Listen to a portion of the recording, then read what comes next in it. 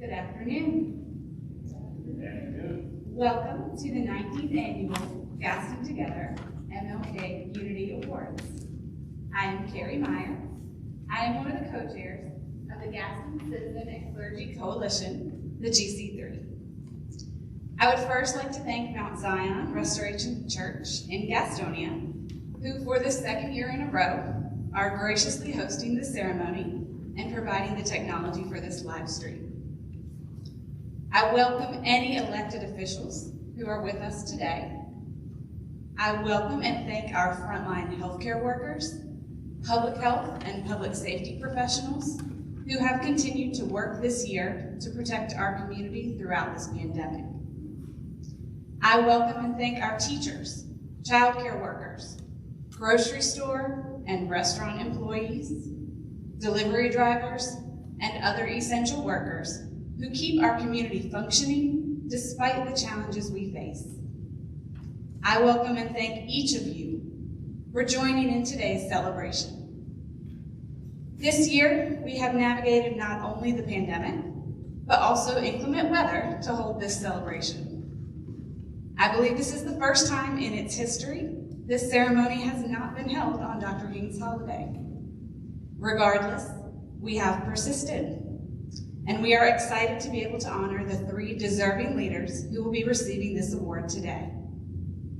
First, however, I'd like to share a quote from Dr. King's daughter, Bernice King, about her father. She said, "He wasn't assassinated because he said he wanted his children to be judged by the content of their character. He was gunned down because he was courageous and strategically working to dismantle racism, poverty, and militarism." Another quote of hers, "Please don't act like everyone loved my father or authentically honors him now. He was assassinated." A 1967 poll reflected that he was among the most hated men in America. Most hated. Many who evoke him today to deter truth and justice would have likely hated him then. I share these quotes as a reminder to all those who strive for justice. This work is not easy. It is not popular. It may make you more enemies than friends. It may even make you a target of violence. But if we truly believe in Dr. King's vision, then what choice do we have? Have courage, continue on, because in the words of Dr. King himself, the time is always right to do what is right. Again, welcome. Thank you for joining us today to celebrate 3 deserving leaders in our own community and to honor Dr. King's legacy.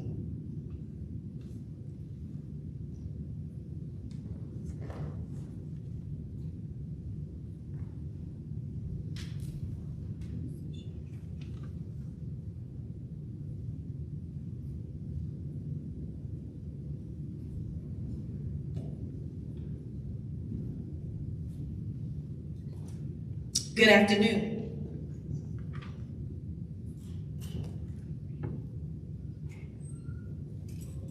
As a past honoree of the prestigious Martin Luther King Jr. Unity Award, it is my pleasure to bring you greetings today.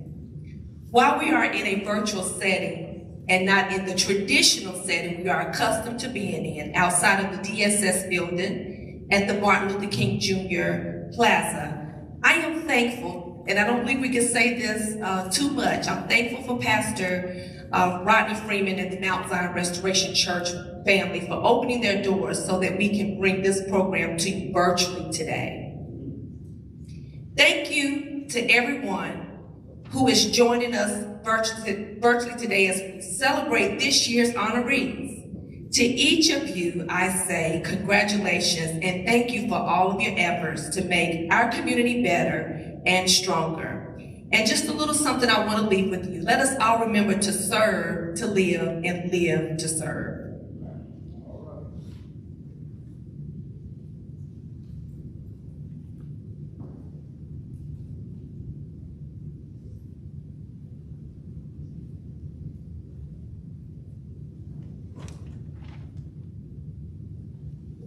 Good afternoon. I'm Joe Bell. I pastor Eastside Church of the Nazarene in Gastonia, and I guess I've been part of the GC3 group that's put this together since it began. So thankful for the many people, not only who got the award, but who have spent years and decades working to build bridges of unity and to improve our community. Let us pray. Thank you, Lord God, for your love for us. Thank you for the opportunities you give us to share that love with each other. We come today to celebrate 3 individuals who have accepted your love and freely given it to others. We ask God that their lessons and their stories might inspire us, might lead us to walk closer to you, and also to do more for those around us. We know that the needs in this community, the problems, the divisions are still real and important. And those of us who are willing to walk into the fray, to be those who try to bring people together instead of putting them apart, that try to create growth instead of division, are up against those opposed to us. We ask God that your love and your power would be enough for people of every color and every religion and every group to continue to work together to build bridges that we might make this a place more pleasing to you. For we ask this in the name of the Almighty. Amen.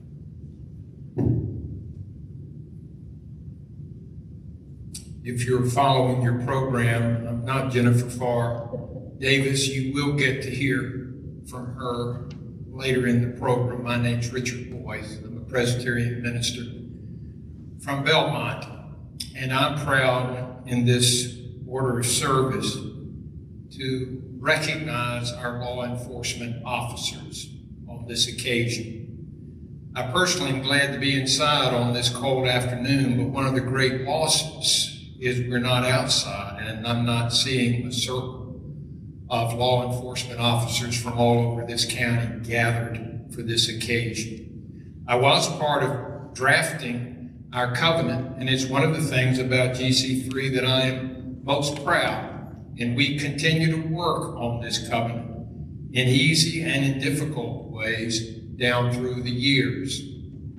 The churches have covenanted to see that our officers are well paid, have proper equipment, and even to uphold the vocation of law enforcement as a holy calling among our own congregations. Law enforcement officers have pledged to keep their oath, to maintain proper practices, and also to ensure fairness for all of our citizens. On this occasion, I simply would note I worry in some way. Let me read you one little section. We pledge to work together to assist in the creation of diverse law enforcement organizations with respect to gender, race, and ethnicity, which reflect the makeup of our community. Dare I say, as a minister, I think our law enforcement agencies are doing a better job at this than our churches are. Amen. Especially right here in the city of Gastonia, and it's a great honor to have our chief here with us. Travis, I hope you and the law enforcement officers and agencies in Gaston County will hold the faith community's feet to the fire when it comes to living up to this covenant. But we continue to pray for and support our law enforcement officers and give deep gratitude for the way they place their lives on the line for us each and every day. This covenant concludes, Gaston County has a history of race relations of which we can be proud. However, as Carrie noted, there is still work to do. We pledge to continue to strive together to make the interactions between our residents and our law enforcement personnel a model for others to follow. Let's keep the covenant growing and deepening. Thanks to our law enforcement officers this day.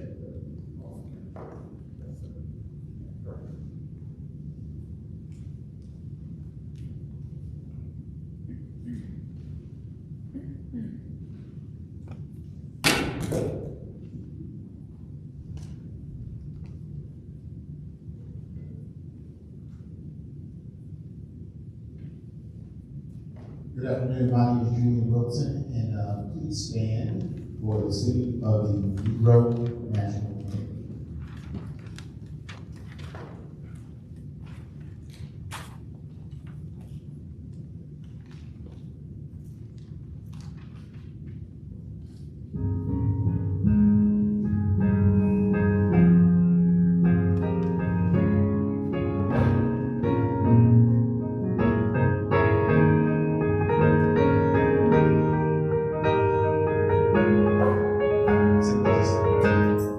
Lift every voice and sing till earth and heaven ring. Ring with the harmonies of liberty. Let our rejoicing rise high as the listening skies. Let it resound loud as the rolling sea. Sing a song full of the faith that the darkness has taught us. Sing a song full of the hope that the present has brought us. Sing the rising sun of a new day begun.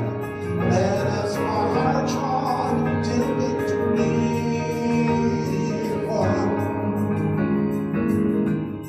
Slowly the road we trod, near the chastening rod, felt in the day that hope unborn and died, yet with a steady beat, have not our weary feet come to the place on which our fathers sighed.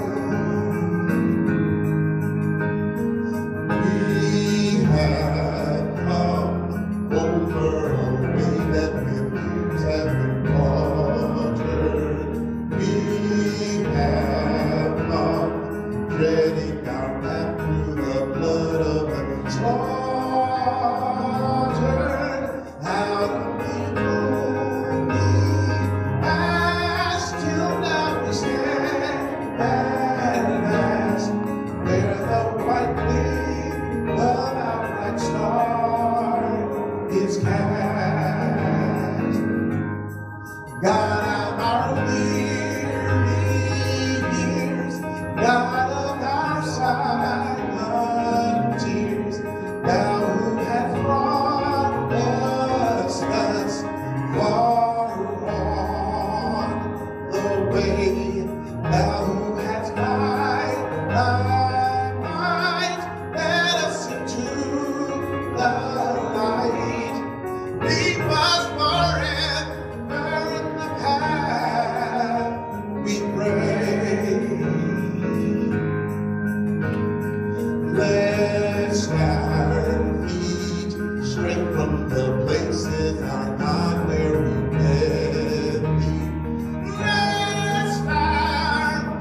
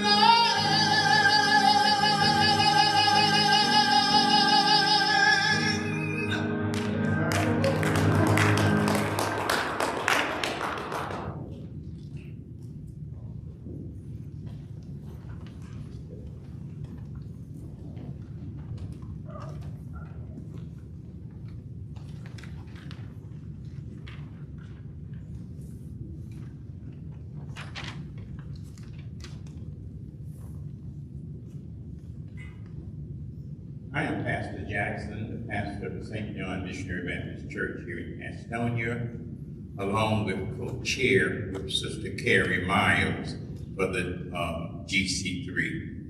It's just good to be here another year. Amen. And I get ready to attempt to give a rendition of the I Have a Dream speech. I ask that you pray with me and pray for me that I will be able to give this speech in the manner that it should be given. Back in 1963, Dr. King approached the podium and he gave one of his magnanimous speeches, the I Have a Dream speech. He said, over 5 school years ago, a great American in whom symbolic shadow we stand with, signed the Emancipation Proclamation. Now this came as a beacon light, or a sign of hope for thousands of Negro slaves who had been shared in the flames of injustice. It came as a joyous daybreak of a long night of captivity. But you know, 100 years later, the Negro is still not free. 100 years later, the Negro is still malice with segregation. 100 years later, the Negro is still malice with discrimination. 100 years later, the Negro finds himself exiled in his own land. There'll be no rest.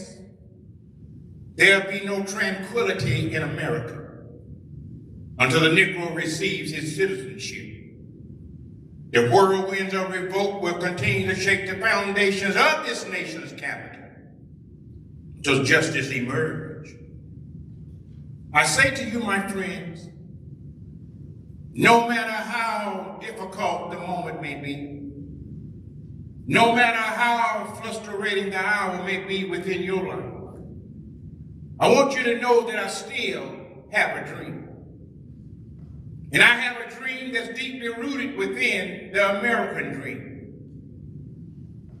I have a dream that one day, this nation will rise up and live out the true meaning of its creed. These truths we hold to be self-evident, that all men are created equal. I have a dream today. I have a dream that on the red hills of Georgia, sons of former slave owners and the sons of former slaves will be able to sit down together as brothers and sisters. I have a dream today.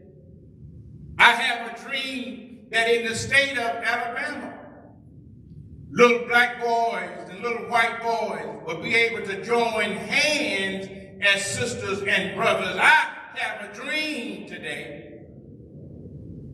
I have a dream that in the state of Mississippi, a state that is sweltering with oppression and injustice, I have a dream that one day this state will rise up and be an oasis of freedom and justice. I have a dream today.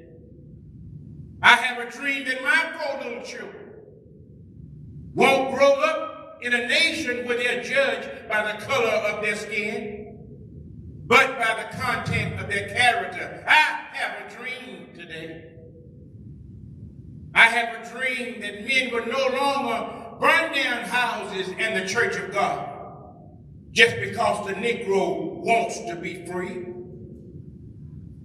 I have a dream today. I have a dream that every hill and mountainside be made low, crooked places made straight, and the glory of the Lord shall be revealed, and all flesh shall see it together. I have a dream today. I have a dream that the words of Amos will become real. Justice will roll down like water, and righteousness like a mighty stream. I have a dream today. I have a dream with this faith. We'll go back to the South. Go back to the South, not in despair, but go back to the South and hew out of the mountain of despair a stone of hope. With this faith, we'll be able to work together. With this faith, we'll be able to worship together. With this faith, we'll be able to pray together. With this faith, we'll be able to go to jail together, knowing that one day we shall be free. With this faith, we'll be able to sing together with a brand new meaning, my country, 'tis of thee. Sweet land of liberty, of thee I sing. Land where my fathers died, land of thy pilgrim pride, from every mountainside, let freedom reign. Let freedom reign from the prestigious mountains of New Hampshire. Let freedom reign. Let freedom reign from the mighty mountains of New York. Let freedom reign. Let freedom reign from the heights on Alleghenies of Pennsylvania. Let freedom reign. Let freedom reign from the red hills of Georgia. Let freedom reign. Not only that, let freedom reign from Lookout Mountains of Tennessee. Let freedom reign. Let freedom reign from the snow-topped mountains of Colorado. Let freedom reign. Let freedom reign from the curvaceous slopes of California. Let freedom reign. Not only that, let freedom reign from Stone Mountain of Georgia. Let freedom reign. Let freedom reign from every hill and molehill of Mississippi. Let freedom reign. Let freedom reign from every city, every town, and every hamlet. And when we let freedom reign, we'll be able to sing in the old Negro spiritual. Free at last, free at last, thank God Almighty. We're free at last.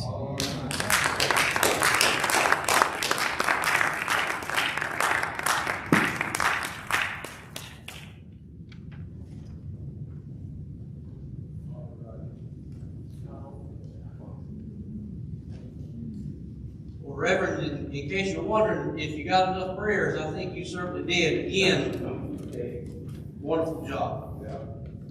My name is Travis Britton. I'm the Chief of Police with the Gaston Police Department, as well as a 2021 recipient of the Gaston Together MLK Unity Award, and a member of the Executive Committee for GC3. I have the honor and opportunity to come to you here today and share with you the recognition of the past honorees, as well as the purpose of the Gaston County MLK Unity Award. The members of the Gaston County Clergy and Citizens Coalition Group, GC3, are area ministers and citizen advocates that work together to build community relations along the lines of race, class, gender, faith, and religion. Their mission is to embrace opportunities by building bridges of faith, family, education, and empowerment, and to partner with God and with each other to build stronger communities in Gaston County. The following is the criteria for the Gaston County MLK Unity Award. First, the honoree must be or have been a resident of Gaston County. Second, the honoree is or has been actively involved while living in Gaston County in building bridges of unity across the lines of race, class, gender, faith, and/or religion within Gaston County. Third, and the final criteria, the nomination must include a biography of the nominee with the specific accomplishments cited for the nominating committee to review. In this, our 19th year of awarding the Gaston County Dr. Martin Luther King Unity Award, we'd like to draw your attention to the monument that is on the plaza. If you notice the famous and profound phrase of Dr. King's "I have a dream," it is prominently displayed. In an effort to display the Gaston Clergy and Citizen Coalition's desire to be universally inclusive. The following are the previous award recipients. 2004, Senator Marshall A. Roush and Mr. N.A. Smith. 2005, Mrs. Mildred Sadler and Mrs. Elsie Greer. 2006, the 1964 Gastonia Human Relations Committee. 2007, Mr. George H. Jaggers, Jr. and Reverend J. Houston Matthews III. 2008, Ms. Marie Hamilton and Mr. T.J. Solomon II. 2009, Reverend Bernard Sullivan, Jr. and the Honorable Reverend Dr. Richard Boyce. 2010, Dr. Edward Sadler, Jr. and Mr. William B. Seabrook. 2011, Richard M. and Lucy R. Penninger, Mrs. Jennifer Farr Davis, and Reverend Esteban Steve Solis. 2012, Mrs. Peggy Ferguson and Pastor Dickie Spargo. 2013, Jennifer Thomas Stoltz and Mr. James S. Miller Sr. 2014, Miss Angela Dreer and Reverend Dr. Benjamin Hinton. 2015, James Converse Biggers Jr. and the Honorable Jesse B. Caldwell III. 2016, Honorable Ralph Jingles Jr. and Carolyn B. Meyer and Pastor Alan Quinn. 2017, Sheriff Alan Cloninger, Dorothy Littlejohn Guthrie, and David Lee Moore Sr. 2018, Danny J. Jackson, Ron S. Owenby, and Nassam E. Shukri. 2019, Danielle Bratton Barber, Dr. William A. Current, Jr., and Coach Larry Rhodes. 2020, Dr. Mark E. Epstein, Walker E. Reed III, and John P. Weisenmore. 2021, Chief Travis Britton, Reverend Dr. Rodney B. Freeman, and Sharon Miller Funderburg.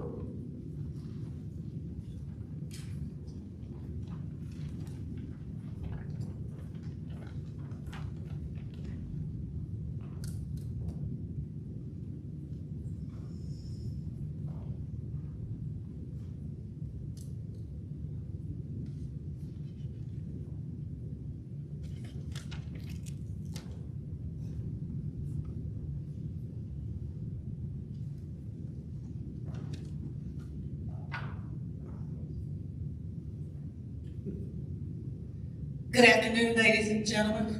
I am Jennifer Farr Davis. I'm a member of the GC3 Executive Committee, a past recipient of this prestigious award. I have the distinct privilege and opportunity to introduce our first honoree this afternoon, the Reverend R. Dwayne Burks, and he should be very afraid right about now. There are many people in this community and beyond this community who could introduce Dwayne, but I have the privilege and the honor to do this because I believe one of the things that Dwayne and I have is a very unique relationship. And before I share some things we may all know about Dwayne, let me share a few things about the Dwayne Burks that I know. Some of you have heard me call him or refer to him as my work husband. I can count on the fingers on one hand the number of people I would trust to stand in for me in any work situation, and I'd have fingers left over. Dwayne is first on that list. Not only are we work partners and colleagues, but over the past 6 to 7 years, we have become very good friends. Here's some things I would share.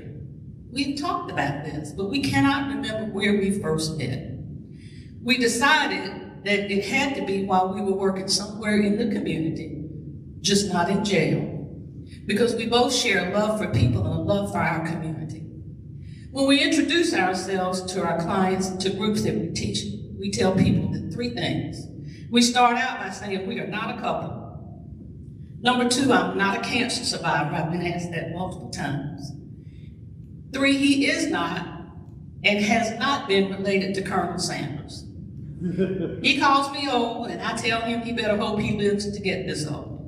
And I would just share this little anecdote, and I think in sharing this, and you probably wouldn't, it tells you about the kind of relationship we have. During the pandemic, when we were teaching our classes, we often had to struggle in the middle of the day to find a place to eat. And we're often bantering back and forth. And we go in this restaurant, you can only do takeout.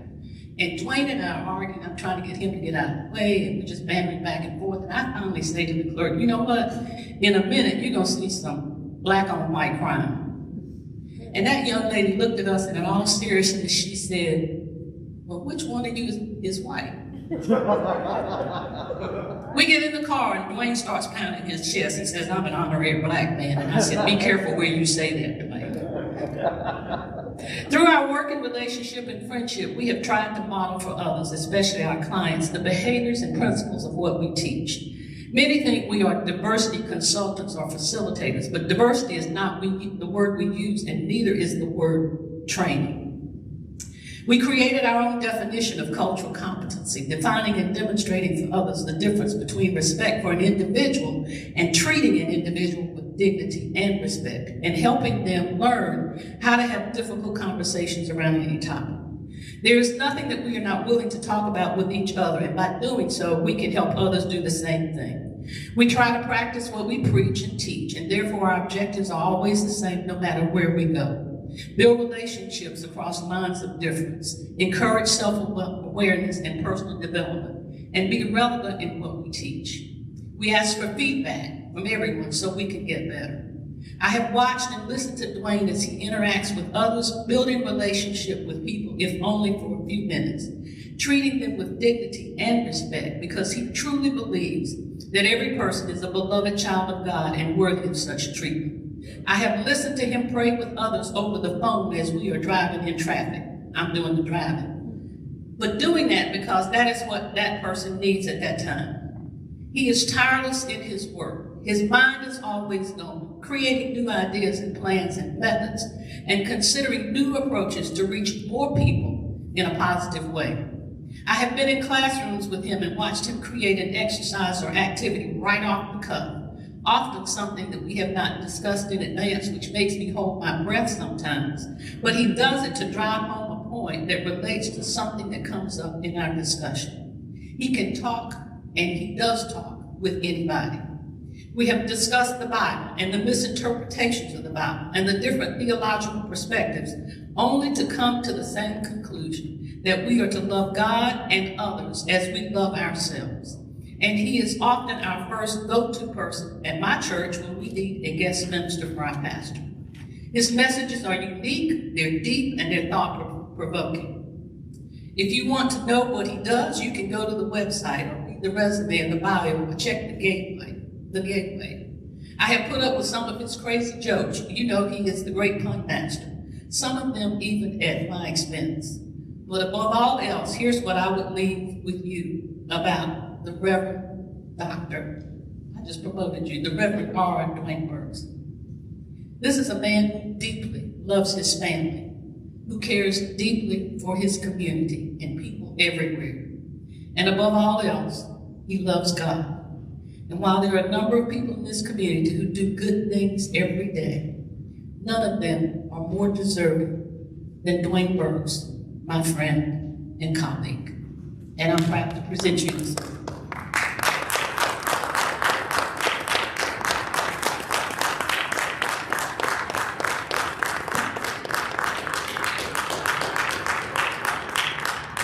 And this reads, Dr. Martin Luther King Jr. Unity Award, presented to R. Dwayne Burks, January 17, 2022, given by the Gaston Clergy and Citizens Coalition, an initiative of Gaston Together.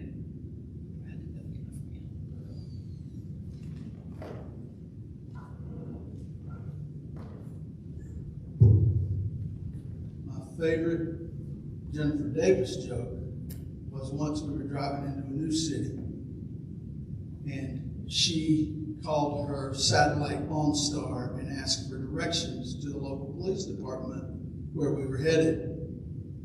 And I don't know if it was the Satan or if it was the Holy Spirit, but something told me to do this. And I went, "Help!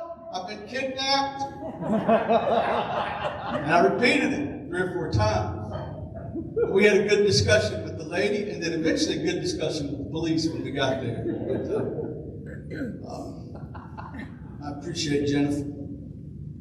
Events like this cause us to pause and consider, maybe even reconsider some things that we've learned and realize just how much we have left to learn. As I've thought about what to say over the past few weeks, I've reflected on what I thought I knew in my life, but only realized later that I just didn't know what I just didn't know. As a 12-year-old kid, I remember loading on a school bus, activity bus from Hickory, where I lived, grew up. We came to Shield Museum. That was pre-2 renovations ago.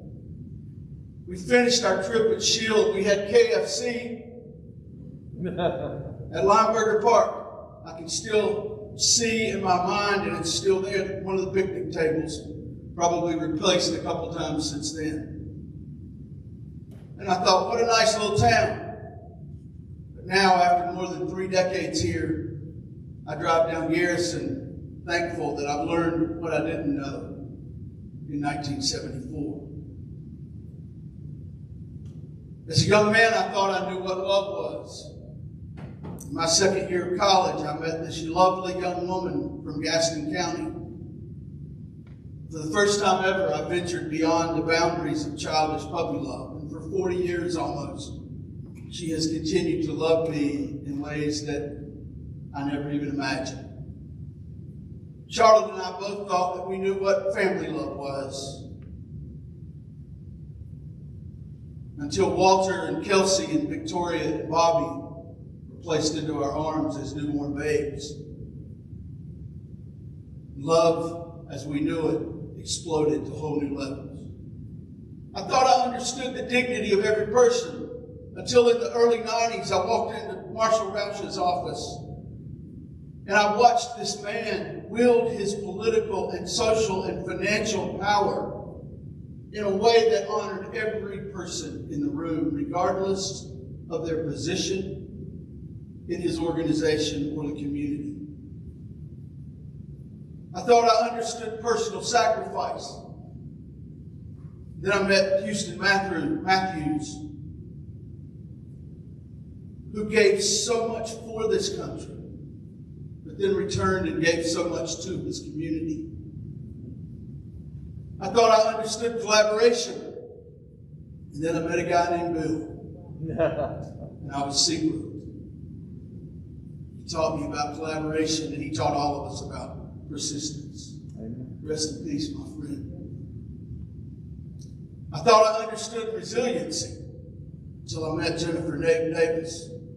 She grew up in the shadow of Jim Crow, yet made herself an IBM professional career, and now a nationally known equity and inclusion consultant, a mother, a grandmother, and a great friend. Thought I understood love for community until I met Lucy Binnicker in 1990, who never stops believing this community can grow and be better, even if it means loading her lawnmower in her own vehicle and cutting the grass at Luray Mill until the deal was signed to remodel. I thought I understood myself until I met the late Gary Wynn. And we would have discussions about theology, and Gary would say, "Does that matter, the way you see it, Dwayne, the way you're talking about it?" And it was Gary's way of getting out of the way and letting God speak to me instead of Gary.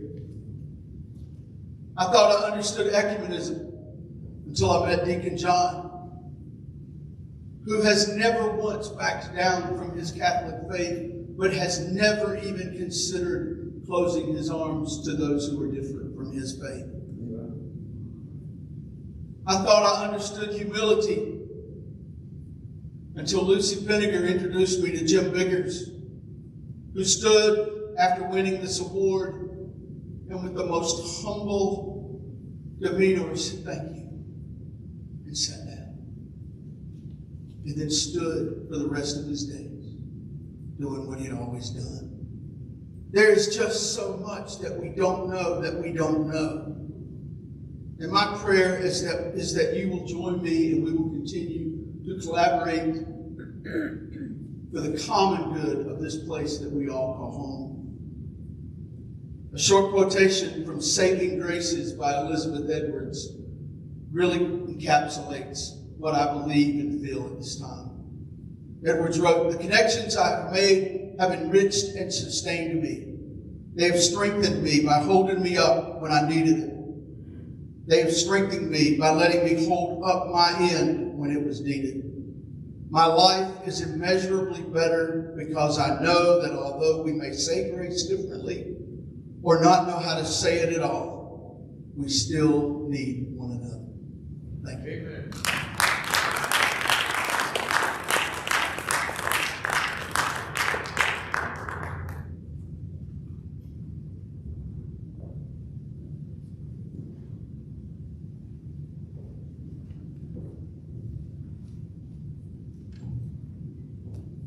My name is Bill Kermit, and I'm pleased to share a bit about the impact of Reverend Dr. Joe C. Martin in our community. For background, I attended a Vesper service not too long ago for a group of high school seniors where Dr. Martin was speaking. And I expected the typical graduation type speech with a twist of spiritual life in to send those graduates into the world. What I heard was a raw, vulnerable testimony that was inclusive, challenging, and it gave a call to action in an imperfect world, regardless of background or circumstances. It is one challenge to bring people together in spite of one's differences, but much of Dr. Martin's ministry has been about bringing people together because of their differences. Soon after the attacks of 9/11, an effort in our community began to have an interfaith dialogue. And as you can imagine, discussions were tough. And over time, those efforts began to wane. Other colleagues in the community have shared with me that around 2010, Dr. Martin jumped into the mix, revitalized these talks between Jewish, Muslim, and Christian leaders, facilitating monthly meetings in the Walk for Peace. Dr. Martin also recognized that there's a real challenge for female clergy with all walks of life and regardless of race, class, denomination, or region. These ladies needed support and learning together, and she rallied to make that happen. Reverend Dr. Martin is the first female clergy to receive the MLK unity.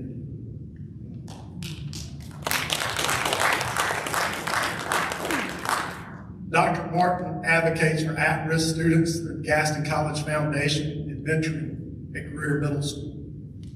She volunteers time and talents for the Monument Committee, the Heart Society, Rotary, Leadership Gaston, Daughters of the American Revolution, and as a professional advisor on spiritual life at Caramont Medical Center. And she claims to enjoy travel and football, and I'm wondering, is there really any time left? Dr. Martin's originally from Pittsburgh, receiving her Master of Divinity in 2000 and her doctorate in 2008 from Columbia Theological Seminary. She's ordained as a minister of the Word and Sacrament in the Presbyterian Church USA. Her calling since 2010 has been as the chaplain of Covenant Village, where CEO Dale Melton says, quote, "She embodies respect and dignity for all and devotion to God's love." I personally saw that kindness and compassionate pastoral care as my own mother's care health declined. Joan and her husband Jeff reside in Gastonia, and doing this much work in the community, I think now we need to call you a local. So congratulations. Thank you, Joan.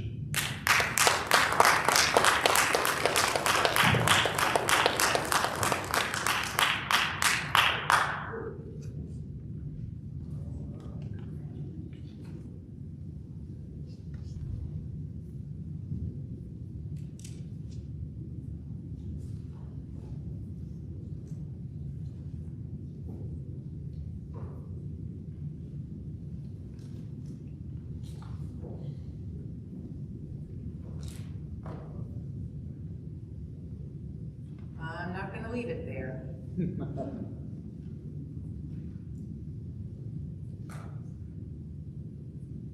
Friends, I am overwhelmed, just overwhelmed.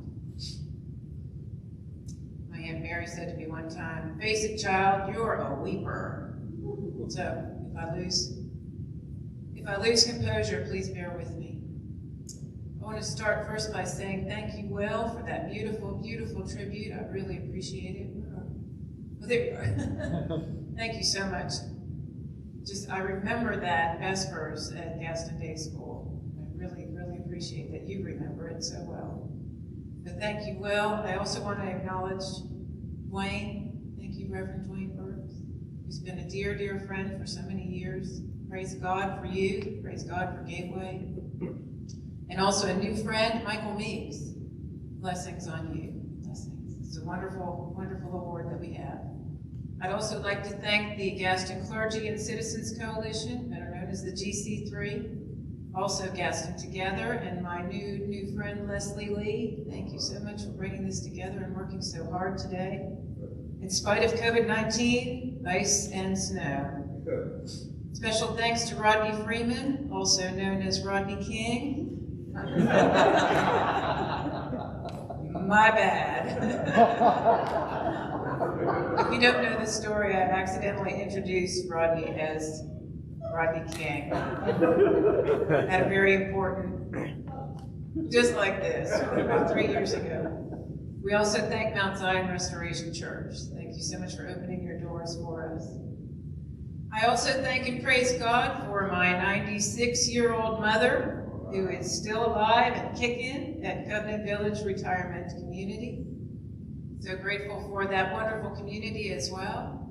When Tom Hauer hired me 10 years ago, he gave me the mission to have Covenant Village be a place of warmth and welcome, kind of a clearinghouse for all kinds of religious folks and people and faiths, and so that's kind of where it started.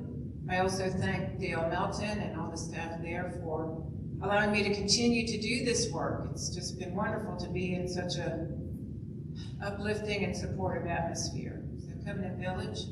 I also want to thank my dear brother for being here today. Thank you so much, Jim. He's known me longer than anyone but Mama. And I want to thank Kitty Rankin-Tompkins for being here, my dear close friend as well, my dear clergy lady friend. And above all, and among these beloved people, I praise God each and every day for my marvelous, patient, and loving husband.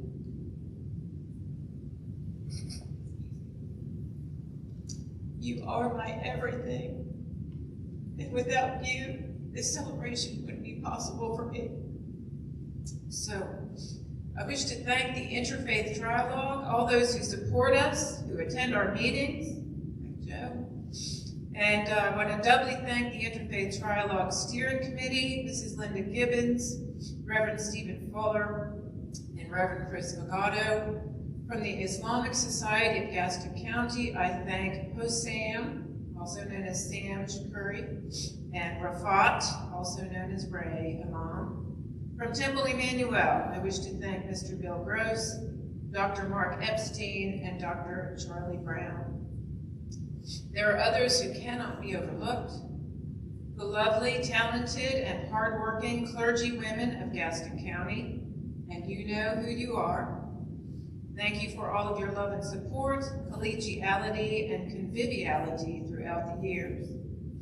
And now for my brief comments. I'm receiving this award because of injustice, prejudice, and fear. I'm receiving this award because there is so much more to be done to overcome these very insidious things.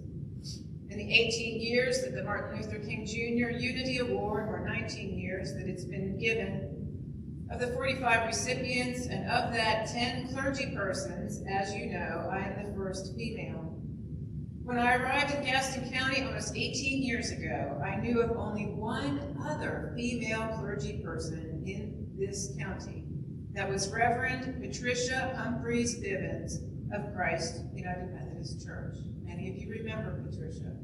She invited me to my first TC3 meeting along with Reverend Dr. Jerry Braun. Since then, I have seen our numbers grow to at least 40 or more. On one hand, this is a tremendous thing that we have come so far, and on the other, it is shameful. Of the hundreds of churches in this county, only a small percentage have ordained positions filled by women. And in a country where anti-discriminatory practices are the law of the land, we still have denominations and religious bodies that exclude some of the very best talent, intellect, and leaders that this world has to offer from their ranks. Now, how foolish is that? Preach it. Preach it. Turning to our interfaith dialogue of Jews, Christians, and Muslims, there still remains a great deal of anti-Semitic and anti-Islamic sentiment in our land.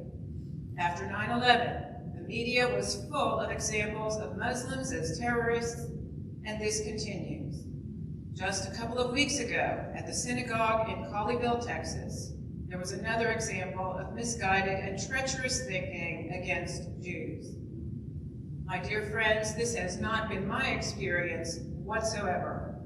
As we have met numerous times to share our sacred scriptures, the Torah, Quran, and Bible, we have grown to love and admire one another. We respect the views and religious beliefs of each other and know that we can all coexist peacefully.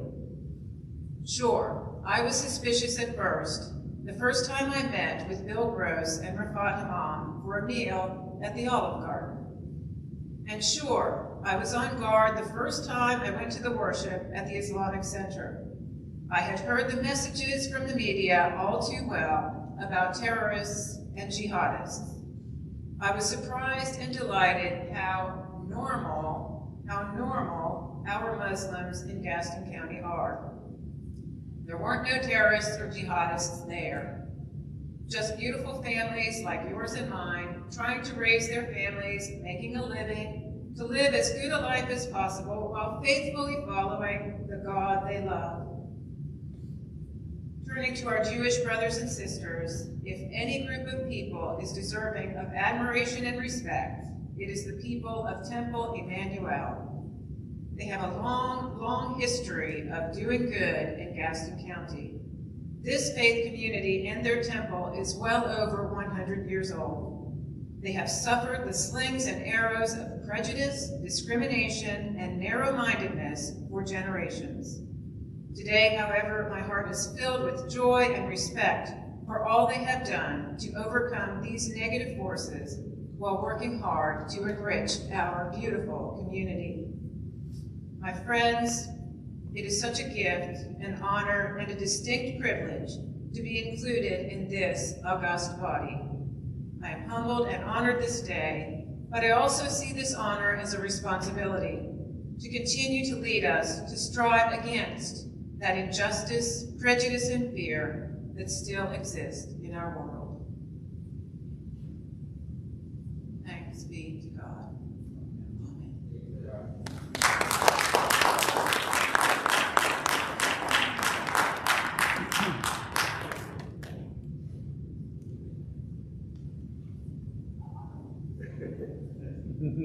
No, I won't forget this.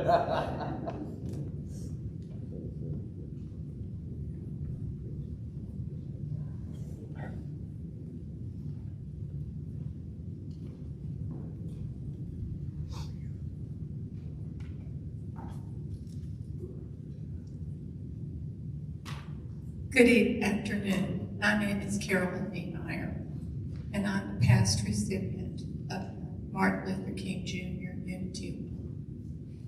It's special to me because I'd like to introduce you to Michael Miggs Sr. When asked why he volunteers in his community, Michael says it's because I like helping others. Michael is a jokester and full of wit. What you see is just what you get. This authentic side to Michael, along with the spirit of service to others, are what makes him a volunteer standout in Gaston County. I originally met Michael when he came to present a donation from the Bessemer City American Legion Post to the Backpack Weekend Food Program. And of course, those who know me know that I encouraged him to visit again and become a volunteer. He faithfully has volunteered every month for the past 10.5 years in the program's warehouse. Not only does Michael help put food orders together at the warehouse, but he also serves on the committee in his hometown of Bessemer City to raise funds for the 35 children that their backpack programs in Bessemer City sponsors. Jimmy Crouch, who is the chairman of the Bessemer City Backpack Committee, says, "I can count on Michael, rain or shine, to help with fundraising. He even helped with Kiss the Pig contest. And he also serves beverages on Friday night at the car shows in the summer. He cares about everyone in Bessemer City. He's like our hero." Born and raised in Bessemer City, Michael knows almost everyone in the town, and he has touched the lives of many residents by his unselfish volunteer deeds. He attended Stewart Elementary through 7th grade and graduated from Lincoln High School. Michael served in the U.S. Army as an ammo specialist at Fort Knox and in Bamberg, Germany during the Vietnam War era.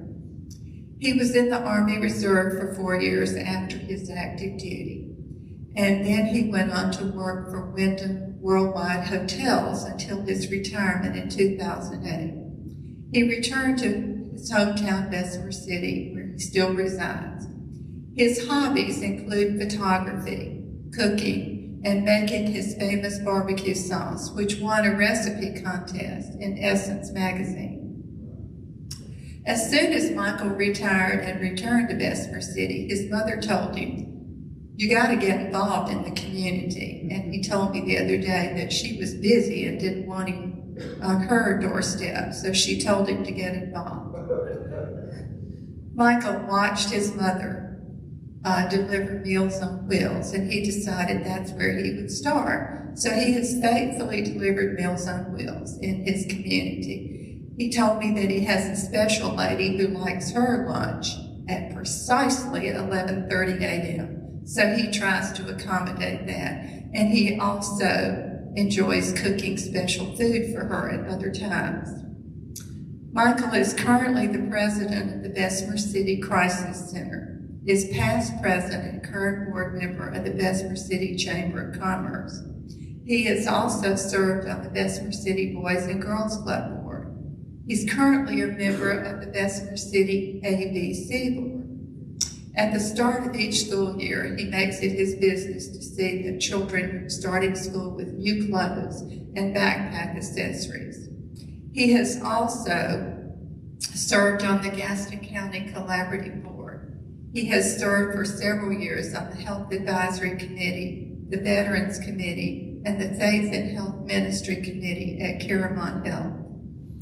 Once each year, Michael volunteers for the United Way's Point in Time Count by going out at night to count the homeless. He is committed to all homeless, especially those who are veterans. He is also a Bessemer City for Hope for Gaston volunteer. Michael was named Citizen of the Year by the Bessemer City Chamber of Commerce in 2013. He received the Humanitarian Award from the Purple Heart Home and the Dr. Martin Luther King Jr. Legacy Award in 2015. He also earned the prestigious North Carolina Certificate of Completion Dismantling Racism Level 2 from the Diocese of Western North Carolina. And in 2018, he was nominated by his community to receive the North Carolina Governor's Award for volunteer service. He is the father of 3 sons. He has 7 grandchildren and 2 great-grandchildren.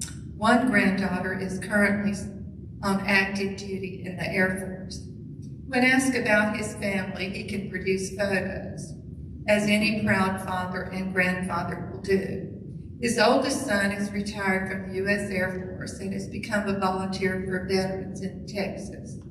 The middle son is an attorney in Washington, D.C.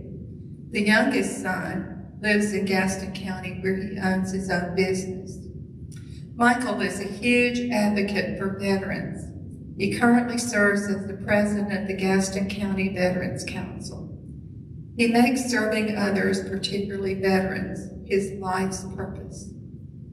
He visits veterans regularly, many of whom are widowers and reside in assisted living facilities. He is known to provide transportation to veterans to and from the hospital at any hour of the day or night, and will tell you that sitting in the emergency room is an arduous task. He serves as a member of the Gaston County Honor Guard, playing the trumpet at more than 1,000 military funerals a year in Gaston and surrounding counties. He is also the chairman of the annual Veterans Day Parade and festivities in Gaston County. Camp Centurion is a new project for Michael and several other local veterans. The project is a nonprofit that has purchased acreage and a house to provide shelter to any veteran returning from active duty, or they might be homeless. The project will eventually include tiny homes on the property for veterans to live in as they transition back into society. One of the best things that I like about Michael is that he will tell you he's an American. I believe that he is truly a person who exemplifies someone who cares about his community and seeks ways daily to work with everyone. His motto is, never say no, always help. Whether you like a person or not, have respect for everyone. In the words of Dr. King, life's most persistent and urgent question is what you have done for others. This exemplifies Michael Meeks Sr. as one of today's recipients of the Martin Luther King Unity Award. Ladies and gentlemen, I'd like to introduce you to Mr. Michael Meeks Sr.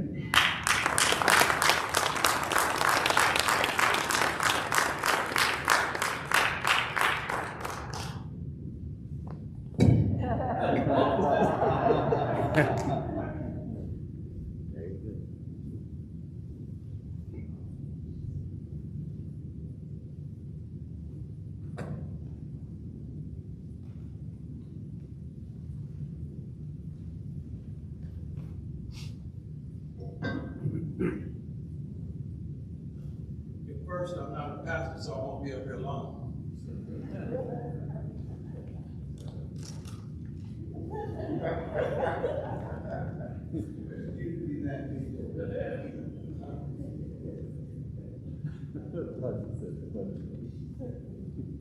Okay, first I want to thank the GC3, the Martin Luther King Committee.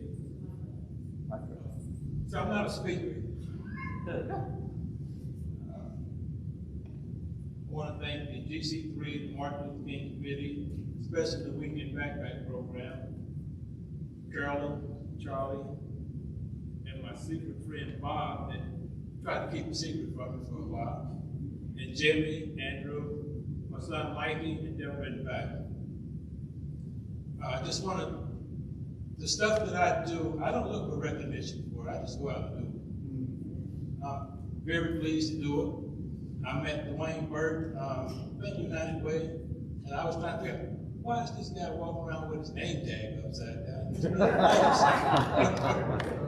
And ever since then, I can't shake it. I have 3 sons. I just want to correct something, Carolyn. She's named the oldest son last, which he's the oldest, he's sitting there now. Anthony is retired Army. And Sean, we call it Darius Sean in Gaston County. This is where he went to elementary school. They went to elementary school here at this school. He's a lawyer of his own law firm. I have 7 grandkids, 2 greats. When I retired, my goal was to come back and spend time with the grandkids. And I was talking to a friend of mine in Dallas, Texas, and I said, well, what am I going to do when I retire? She said, work in the community. Well, I talked to my mom. She said, yeah, you work in the community, but I don't want you coming here all the time, you know.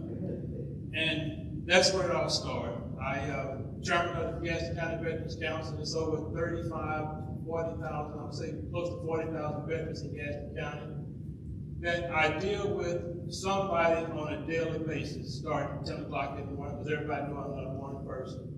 So anytime after 10 to 10, I'm up, I'm running.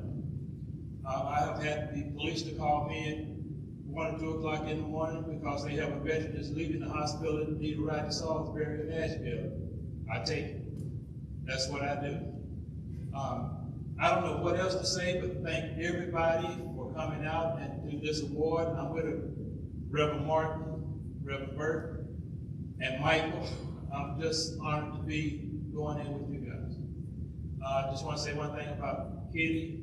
I met Kitty at the backpack program, and I told her I was going to visit her church, and I did. I went there and I stayed there 5 years. She left, I left. So that's me. I'm straight to the point, and I just don't know what else to tell you. All right.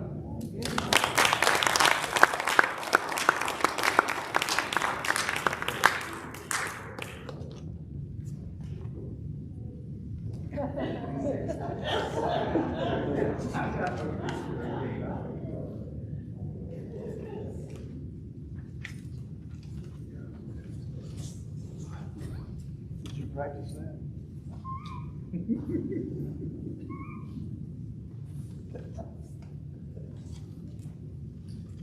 Please stand for the singing of God Bless America.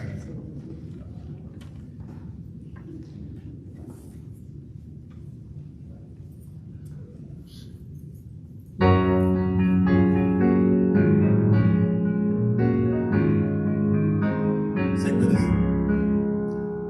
God bless America, land that I love. Stand beside her and guide her through the night with the light from above.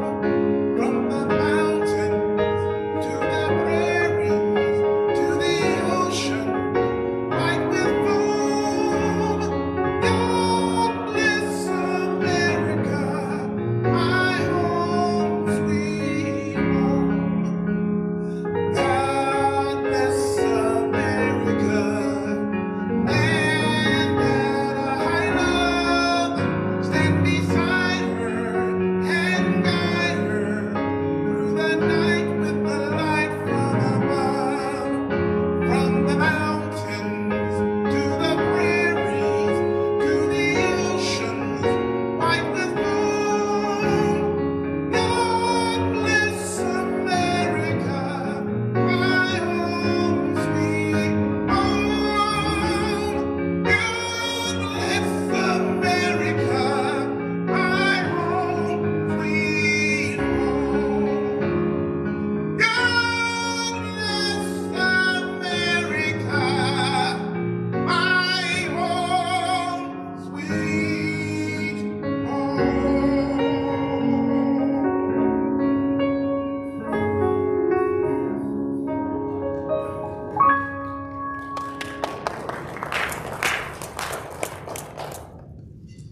Great. I was going to say you can remain standing.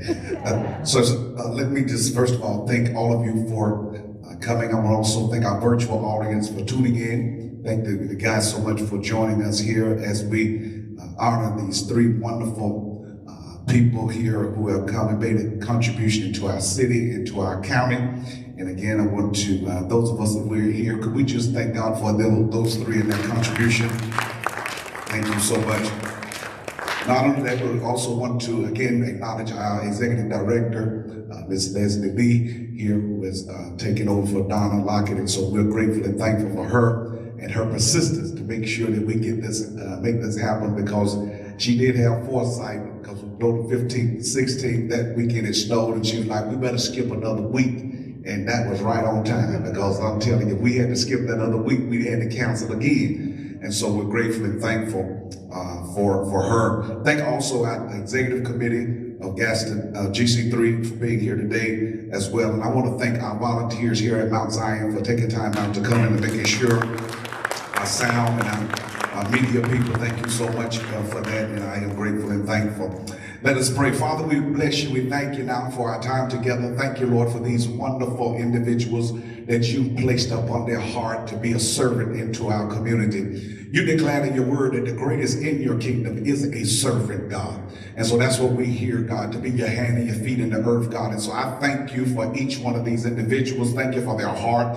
Thank you for their contribution. But you said in your word, when you've done it unto the least of them, you've done it unto me. So Lord, we just love you and we thank you for that. Lord, as we leave your presence, leave this place, but never your presence, we ask you to be with us and watch over us and keep us until we meet again. May the love of the Lord, the sweet communion of the Holy Spirit, may it rest, rule, abide with us henceforth and forevermore. And everybody said, amen. God bless y'all. Thank you so much.